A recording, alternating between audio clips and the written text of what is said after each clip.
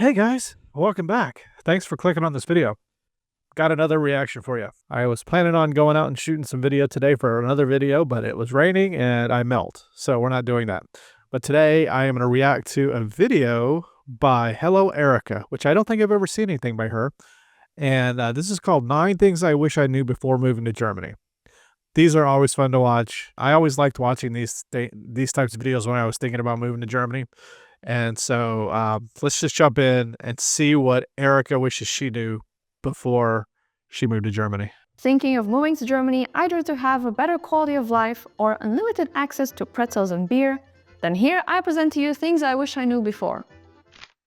Finding the perfect long-term apartment for a reasonable price if you don't speak German can be really tricky. Nonetheless, if you're looking for the cheapest price, aka unfurnished apartments, beware that they are empty. It is a common practice to clear the place out as much as possible. No curtains, no shelves, no light fittings, no toilet seats, and most importantly, no kitchen. Yeah, I've heard that, right? That's that always comes up in all of these videos. Oh, there's no kitchen. I have lived in 1, 2, 3, 4, I think 5. I've lived in like 5 apartments in Germany. Yet to have one without a kitchen. So I think it's becoming more and more common for apartments to have kitchens, and it's becoming less common for them to not. And the reason they didn't come with kitchens back in the day is because people would stay for 10, 15 years, and those are things that they would just buy and put in the apartment. My first apartment did come without a light fixture in the bedroom, so I did have to buy a light fixture for the bedroom. Other than that, though, I've had all of my apartments have had kitchens. Now, granted, of the 5, like 4 of them have been fully furnished, so my sample size is obviously biased. I would love to be able to find an apartment that isn't furnished, but it's damn near impossible here to do that in Berlin. Which is nice if you want to start the whole apartment from scratch, and not so nice if you don't want to spend money installing a whole new kitchen. And as mentioned many times before, if you're looking for secondhand furniture or a cat, eBay Kleinanzeiger is your new best friend. If you're looking for a job in Germany, there are 3 types of employment: full-time, part-time, and mini job. A full-time job in Germany is between 36 to 40 hours a week, usually 7 to 8 hours a day with a 30-minute lunch break. And it is illegal to work more than 10 hours a day. A part-time job in Germany involves less than 30 hours a week. And finally, a mini job is a 10-hour work week where you can earn no more than 520 euros a month. Compared to the other 2 options, at the mini job you get your money tax-free. However, you are not provided the universal healthcare that comes with paying taxes. Moreover, I haven't had the glory and honor of having to find a real job here in Germany, so that has not been something that I've had to deal with. My current job, I'm basically self-employed, and I just work my own hours. So it definitely, there isn't a 20 hours, 10 hours. On my visa, I can work no more than 20 hours a week. And on my visa, I can only work 20 hours a week, which is basically, I can work part-time for the year. And since I don't work so much in the wintertime, it makes up for it in the summer because I work almost full-time in the summer, but I barely work in the wintertime. working minimum wage in Germany can be as unorganized and sketchy as it is in other countries. So far, I do not have good experiences. Starting from under-the-table pay, not having health insurance when I thought I did, employees working more than 10 hours multiple days in a row, and just not getting paid for the whole month of work. So my advice, make sure to have a signed contract by you and your employer, and keep track of your working hours the same way. It is always good advice to have a signed contract, whatever you do. Coming from a former lawyer, paper, everything. Sundays are a rest day, and they take it pretty seriously, so retail stores and most bakeries will be closed. This is due to the store closing law, which forbids stores opening on Sundays. Although this partially takes religion into account, Ladenschlussgesetz. I don't think I knew the name of it. Ladenschlussgesetz. Although this partially takes religion into account, as the day honors God, it is also an opportunity to give the workers a break each week, except if you work in a restaurant, cafe, or a gas station.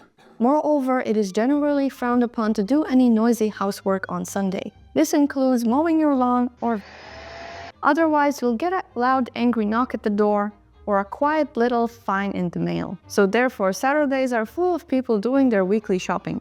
However, not all Sundays are the same. Some Sundays are open, a rare and unusual sight to see shops working on Sunday, making you think twice if it is actually Sunday.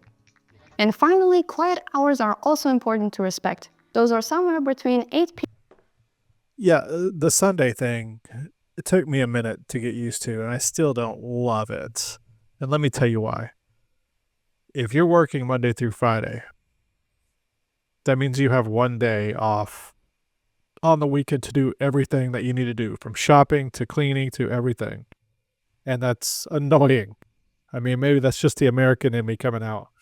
But people who work in grocery stores, if you're working Saturday, that means you're already, if you're going to get 2 days off, you're going to have to take Sunday off plus another day during the week. So why not just make it, if the stores are open 7 days a week, just give employees off 2 days during the week, or rotate your time off. I always liked having like Tuesdays and Wednesdays off because nobody else did. So it was a lot easier for me to get things done when nobody else was off. You know what I mean? But I've gotten used to it. At first it was annoying because I was like, I forgot to go to the grocery store, and now what do I do? But now you got to just do a little bit of planning ahead, and it's fine. What trips me up is when it is a holiday, like a random Thursday, and I forgot it was a holiday. And so the worst is when the holidays are on a Monday, right? Because then you couldn't shop on Sunday and you couldn't shop on Monday. So if you didn't buy groceries for Sunday, you don't have groceries for Monday. That's kind of annoying. So it's at that time, if I'm really desperate, I've only had to do it a couple times where I have gone to the dreaded grocery store in the train station. The grocery store in the train station is the worst because they have like bouncers because it gets so crowded. It's nuts. Avoid it if you can. p.m. and 7 a.m. from Monday to Saturday, and basically all day on Sunday. The quality of drinking water in Germany is good, so it is safe to drink tap water. Other than tap water, Germany is a big fan of sparkling water, Sprudel. So much so they mix it with fruit juices and call it Schorle, or with ciders and wine and say it tastes good. Yeah, I was never, and still am. I'm not a Sprudel fan. I'm not a bubbly water fan. I'm a flat water guy. Bubbly water doesn't satisfy my thirst. It just makes me thirstier. Now, I do like a good apple Schorle, though. A good apple Schorle is good. Plus, they have a not so sparkling water if you're just starting off your sparkling water journey. Love it or hate it, we produce a lot of trash, and it all needs to go somewhere. And Germany is a big fan of recycling. The German recycling system uses different bins classified according to the color system. Firstly, yellow for plastic and soft metals. If, like me, you don't have yellow bins, you have to use these plastic yellow bags that you can find in the city hall or a pharmacy that you can find around the corner for free.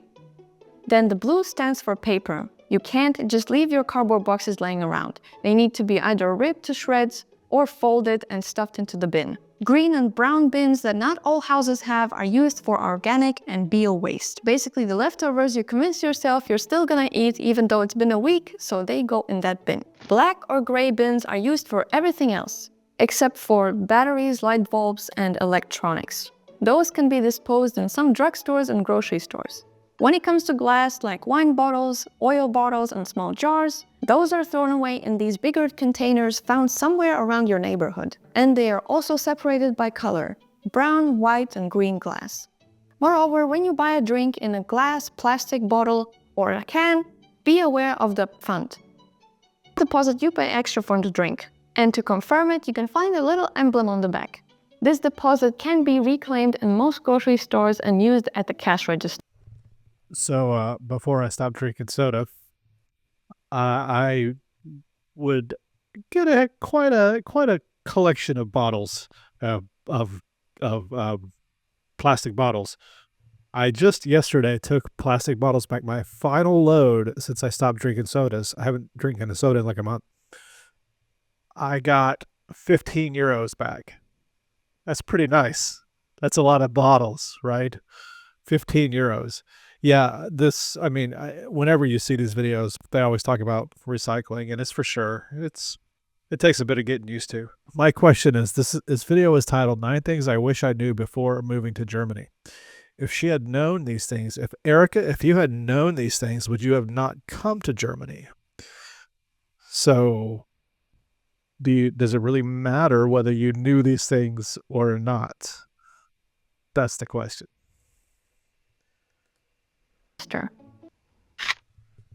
Everybody is throwing around this phrase that cash is king. And yes, I think compared to other countries, Germany is still fond of carrying some cash and coins in their wallet. You can still find some places that accept only cash. And coins are pretty useful if you're planning to use a public bathroom at some point. However, slowly but surely, paying by card is... I do have a bowl that I keep change in that I call the toilet bowl because I'm clever. Slowly becoming more and more popular. For example, at the Christmas market, it wasn't a problem to pay by card. Plus, somewhat related to the topic but not really, Germany is very slowly incorporating self-checkouts in some grocery stores. Cost of living is reasonable. I almost will not go to a grocery store anymore if they don't have self-checkout. Sorry. Although prices are going up gradually, Germany is still one of the most affordable European countries to live in. Of course, it also depends on where you're planning to move, because for example, Munich is considered to be one of the most expensive cities in Germany. And Berlin is having a housing crisis at the moment, so... But I didn't make a whole video about this topic, so if you'd like to, you can give it a watch and give it a little like while you're at it. If you don't have a car... Yeah, I still think Berlin is very reasonable when it comes to other European capital cities for sure. It's definitely the most affordable capital city in Western Europe. Let's see, I'm very curious where Erica is. Let's go down a rabbit hole here. Find out where. That's coffee. Let's see. She's pretty bubbly. I wonder where she's from. Go to site. I make videos. Oh, coffee. I need to start one of these. Maybe you people will give me money. Okay, let's see.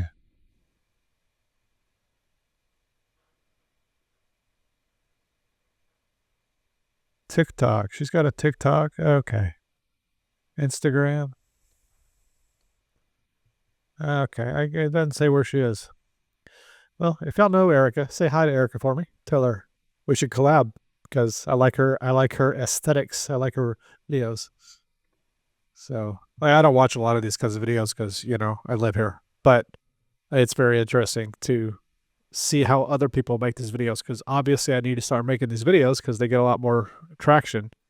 And I'm starting to think about that more because the videos I like to make don't get the kinds of views that these do so obviously people like these videos. So I'm going to start making more of these videos and sort of do a one for me, one for the algorithm, one for me, one for the algorithm. Not going to completely sell out to the algorithm, but I'm going to give the algorithm a little boost and hopefully that way those people will start liking the videos that I like to make. The more cinematic is not the right word, travel videos, videos where I talk about my life and things like that.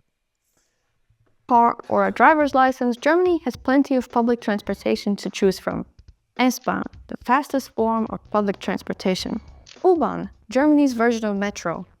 Buses, usually link more isolated towns and are a second option when the train stops working. Regional trains, there are either Regional Bahn which has multiple stops, and regional express, which is faster and have fewer stops. Although Germans are well known for their punctuality, the same could not be said for trains. In my experience, around 50% of the time, a train will be late or Anyone who says they're in awe or they just love the German train system, the Deutsche Bahn, has never had to spend time on the Deutsche Bahn. It is always late, sometimes canceled just randomly. It's not great. It is not great. delayed, especially if it's a long trip. In this situation, the DB Navigator app is very useful. If the train has a significant delay, looking for alternative routes is key. Especially if you have a one-way ticket, you're more than allowed to switch routes if the train is not on time. And for frequent travelers, I would suggest subscribing to a bond card that will give you train ticket discounts. Then Germany is ranked among the top 5 bicycle-friendly places in Europe. Some are better than others. Plus, each city, town, and state have different laws concerning bicycles, and the laws are strictly enforced. The healthcare system is great. The German government offers free. You know me, I ride my bike as much as I can. At least I started this year riding my bike as much as I possibly can throughout Berlin. I will ride from Spandau to Prenzlauer to Lichtenberg to Dahlem. I will ride my bike everywhere because it takes just as long almost to ride my bike as it does to take the S-Bahn or the U-Bahn. So might as well get a little bit of exercise, right? Free healthcare for all its citizens, which is funded through taxation. Roughly 87% of people in Germany use public health insurance, and it covers almost all medical treatments. The one issue with German healthcare is that you need to find a doctor. And finding a doctor can be difficult if the clinic doesn't accept new patients, so be prepared to make more than a few phone calls. Here, it is mandatory for all residents, whether employed or unemployed, to have some kind of health insurance. This especially applies for freelancers and self-employed people, because they need to sort this out themselves. Otherwise, after 6 months, you'll get a letter saying that you need to pay for the previous months you haven't been insured, and it can all add up to quite some amount. And that's it for the video. Okay. Well, I really enjoyed that. Thanks for making that video, Erica. My question always is, though, if you had known these things before moving to Germany, would you have not moved here? I doubt you wouldn't have moved here. So it's just things maybe you would have liked to have known. So, okay. Yeah, I think this is really good. Thank you very much for making this video. So yeah, I hope you guys enjoyed this. Let me know, what do you think of these? If you were moving to Germany, would this have been helpful in helping you make a decision whether to move here or not? Let me know in the comments. Till next time, guys, I'll see you later.